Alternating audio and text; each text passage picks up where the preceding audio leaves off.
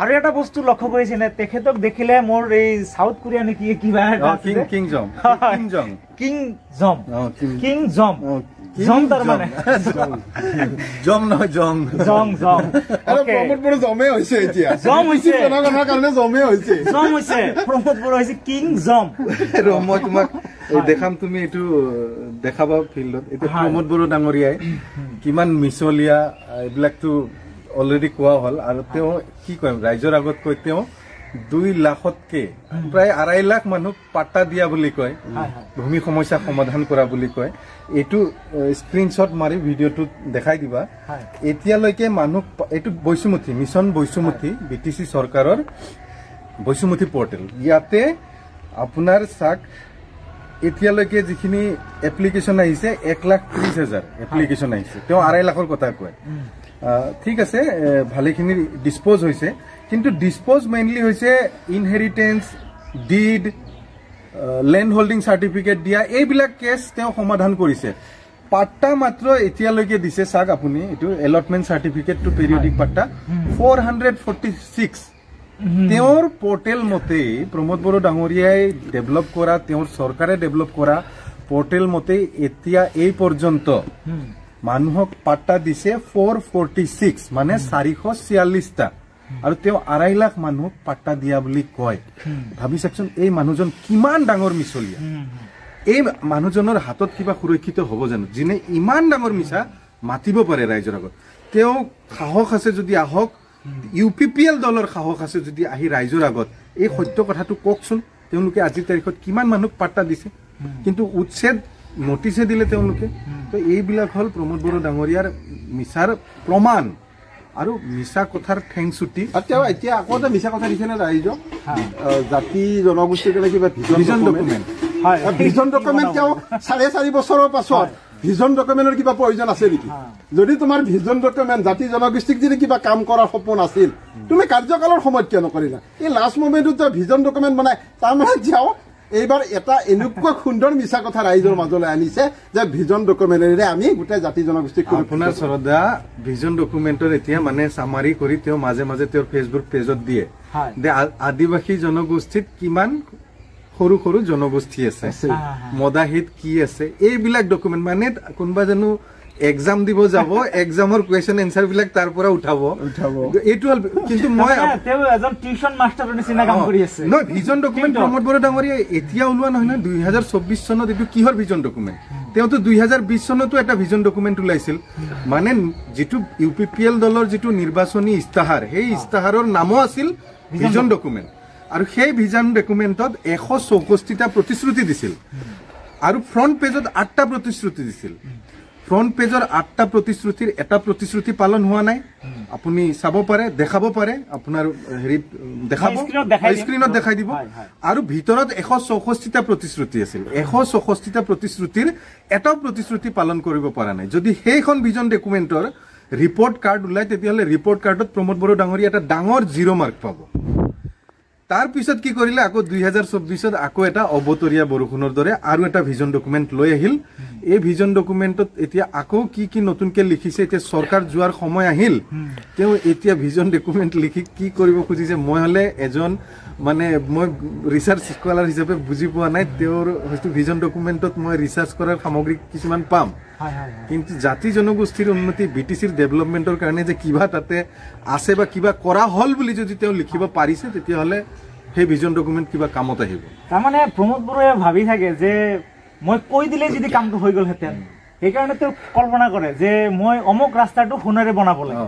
তো এটো লগে লগে ফায়াগুন হৈ গল সুইজাৰল্যান্ড বনাই হৈ গল ফিশিং ফাট স্টাইলত আপুনি গম পায় না নাপায় আমাৰ মাননীয় হাগ্ৰামা মহিলা ডাঙৰীয়া বিপিএফ দলে যিবিলাক গেছ হাউচ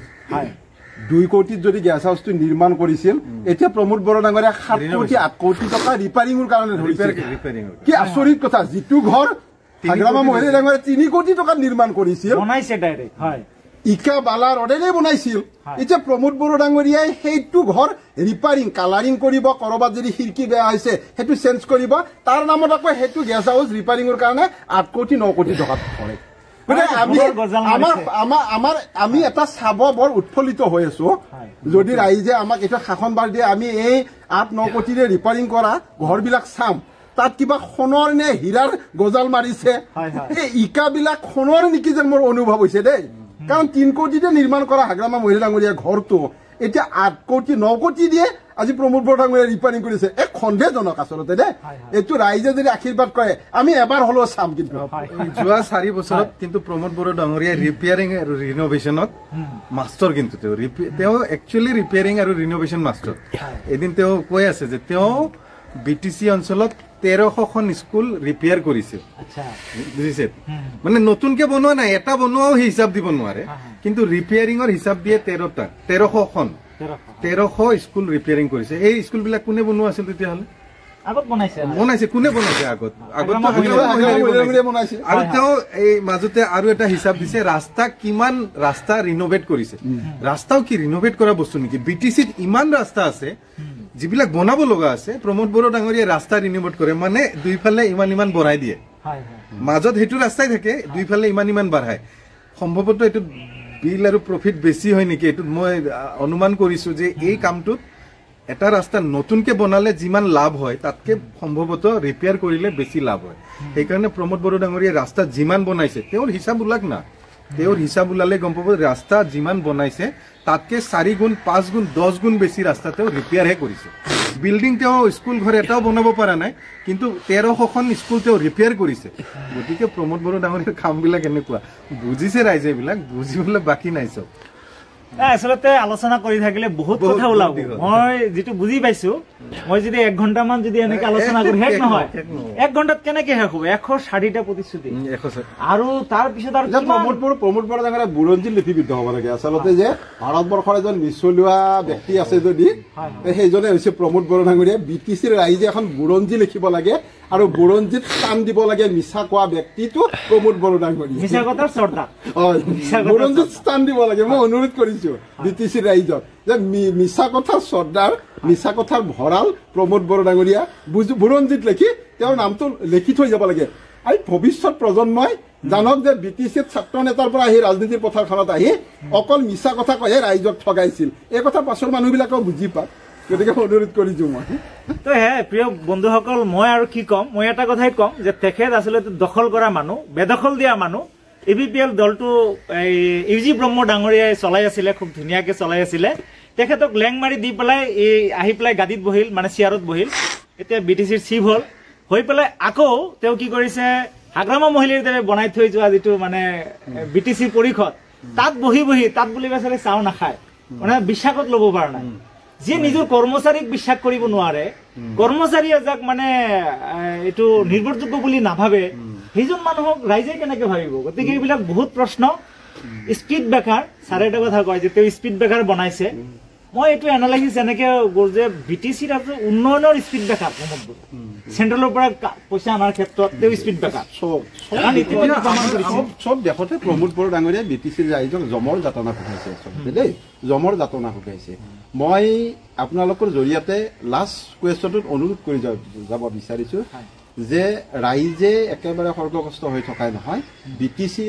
মানে ইউপিপিএলৰ কাৰ্যকৰ্তাসকলো আজিকালি মানে সিদ্ধান্তবিলাক সলনি কৰিছে মই অনুৰোধ কৰিছো আপোনালোকৰ জৰিয়তে যে যিসকল ইউপিপিএলৰ কাৰ্যকৰ্তা ইতিমধ্যে বিটিএফত যোগদান কৰিম বুলি গুবা কৰি আছে ভাবি আছে মই অনুৰোধ কৰিছো আপোনালোক আহক আপোনালোকক আমি আকোৱালি ল'ম আকৌ পুনৰ আমি বিটিসিখনৰ শান্তি প্ৰতিষ্ঠা কৰি আমি উন্নয়নৰ ধাৰা বঢ়াই দিম আপোনালোকে আমাৰ লগত সহযোগ কৰক লাষ্ট মোৰ অনুৰোধ এইটোৱে এটা হেক কিবা শেষ মানে ব্ৰিং বেক বিটিসি হ'ব লাগে প্ৰমোদ বৰা ডাঙৰীয়া বিটিআৰ নামৰ এটা প্ৰপেগেণ্ডা কৰি ফেলে সমগ্ৰ জাতি জনগোষ্ঠী অঞ্চলটোক মানে এটা ভুল